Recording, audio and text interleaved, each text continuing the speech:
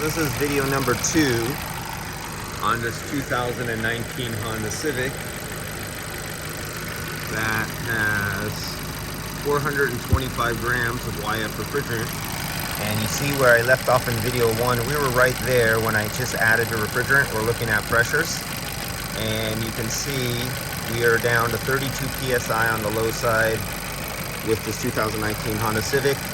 You can see we're starting to settle out right around 122 psi on the high side.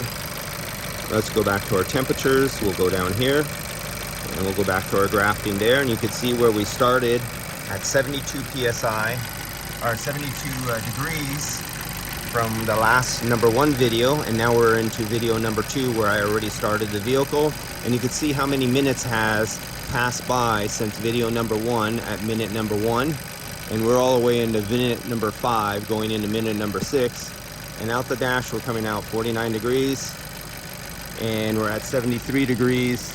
I have the pressure probe is about 12 inches down that way at the hole where it goes down into the air filter, so we did the same thing there. So this is after almost 5 minutes of run time.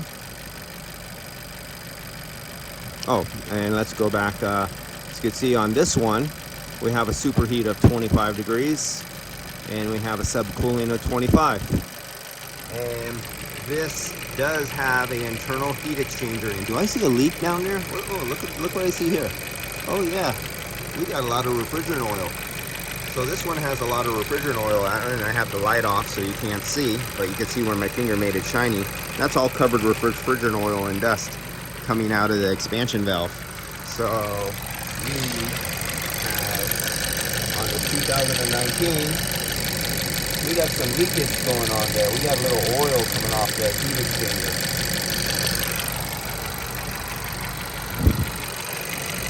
And you can see where the line where the cold side goes in. So let's take some temperatures. Let's look at the liquid line temperature right here. Temperature 74 degrees. That 74 degrees is on this liquid line right here.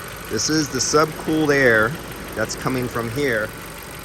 But basically, let's see what our ambient air temperature is. Let's take our air, this is a mixed air coming off the engine that's a little bit warm. So let's take that out of there. You see how long that is. And let's put this right here in front of the condenser. And we are now taking the temperature of the air going in front. And let's get back up here. Our air temperature is 73 degrees. Look at our liquid line. We are taking the liquid line temperature right here. Oops, let's go back there. 74 degrees. We're only having a 1 degree rise. Now for you HVAC guys in commercial and residential HVAC, what would you say if you only had a 1 degree rise on your liquid temperature from ambient? 1 degree, that's it. Now let's see what our delta or our difference in temperature between our compressor outlet, and we're really far away. We have like 2 feet of line between the compressor and here, so we're taking the temperature from far away.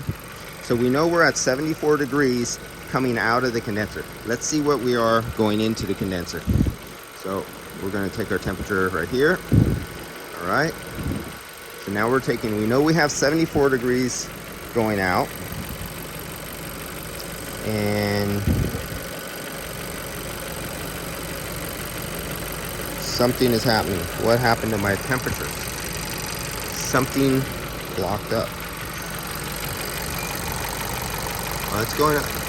That's not right. Something happened. Something happened. Let me steal my... Something happened. I think I cracked where I burnt through. I think where I burnt through my lines, I just broke my... I just busted it. Alright. Time to grab another one. I got many of them. Let's do this again. So now we have a fresh one here. We're using the suction line temperature. Now we might get the right temperature. So it's time to throw this one in the garbage because I burnt through and I think I just broke the line right there. There, that looks better. No wonder 1 degree didn't sound. It sounded astronomically weird. 80 degrees coming out. We're 73 to 80. So we have a 7-degree rise. Did I just do that math right? We have a 7-degree rise from ambient air temperature to liquid line. Ambient air temperature going over here is 63 degrees. And our liquid line coming out of the bottom is 80 degrees. Now let's take the temperature of the refrigerant going into the vehicle, into the condenser. All right, so that's going to be there.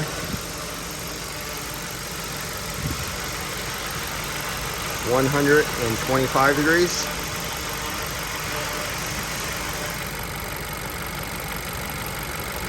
Or from 73 degrees to 125.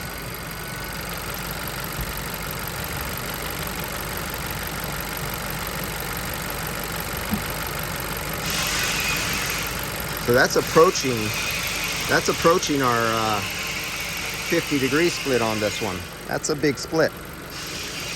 Now let's see if I could play with a little airflow here. So we see our high side is 116 right there. Let me take away those. I want to see if I pull in air here, and you see it going up from 116 to 118, 119. All I did was take away these pieces of paper, and I allowed air to be sucked in behind the condenser instead of in front of the condenser, just by removing a piece of paper right off the top. Now that's not as bad because we do not have a closed hood, and it's not all sealed up around here where you have like 200-degree air underneath the hood and you sit at idle. And this is why you see this big opening. This would normally be pressurized near 200-degree air right here. But you see this little piece of foam they put on there on the factory condenser? This is a factory, not an aftermarket. See that little foam there? What they do is they stop this 200-degree air because the fan is pulling in here, and you can feel it pull air right down here, and it pressurizes under the hood. To stop that air from rolling around, they put in a piece of foam right here. And remember, aftermarket pieces of garbage don't have that piece of foam. And they put another piece of foam right here because the plastic shield that's going to fit right here is going to close like that, and it's going to block that hot air from rolling around here. And 200-degree air, when you're at idle, when you're sitting at a stoplight in Las Vegas or Texas or somewhere really hot, that air wants to roll. When you come to a stop, it wants to come out here. It wants to go past this piece of foam, and that 200-degree air wants to roll around here and reheat your coil. So if it's 105 degrees outside, it's easier to cool and redirect heat from 105-degree air than it is having 200-degree air come out and reheat your refrigerant that you're trying to cool. Same right here. You see how they put this little foam piece right here? And this is supposed to go up more, or this is supposed to go down more, but this stops air and forces the air to all go from the front of your vehicle to reject the heat right here. And the same over here. See this little piece of plastic? When this is all finished, it's all closed up and it seals so air cannot come that's 200 degrees from here, and it stops it from rolling around and wrapping and reheating. Because remember, 1, 2, 3, 4, these last most crucial, most important subcooling lines of the condenser right here, this is where your liquid gets chilled off to remove the last bit of BTUs of energy out of the refrigerant to make it as cool as possible. And the last thing you want is air bypassing, hot air rolling around and reheating these last subcooled channels that go to your expansion valve and give you your highest percentage of cooling. And you have the subcooler right there. So, let's simulate a semi-plugged up condenser. Let's do a little of this. Let's do a little of that. Let's watch our high side right there. Just off of 2 pieces of paper, two just little napkins. It's not even plastic. Air goes through them.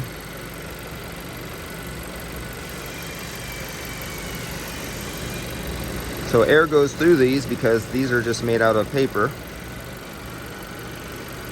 And let's get rid of that subcooling. See down there, subcooling is really important for us. So let's block some of that. Look at our high side. Hey, we're having another. Look at our high side.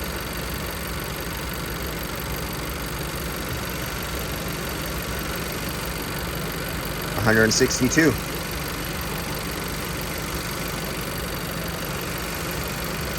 Added to pieces of paper. $166. That's from adding to pieces of paper. So remember, when I had the pieces of paper here, it was not allowing outside air to go over here. It all had to go through and cool the refrigerant. When I pulled them off, the head pressure went off. I do any restriction, the head pressure goes up. Anything you do to stop flow adds to the head pressure. Anything you do to get hot air from inside the engine compartment, that rolls around on the front because you buy, listen, at 170 psi, it kicks on the fan because I'm restricting air over there. So let's take that down, like that, and we'll drop the pressure back down. Okay, that's enough for today on that, and we got a little airflow lesson here. All right, I'll catch you guys later.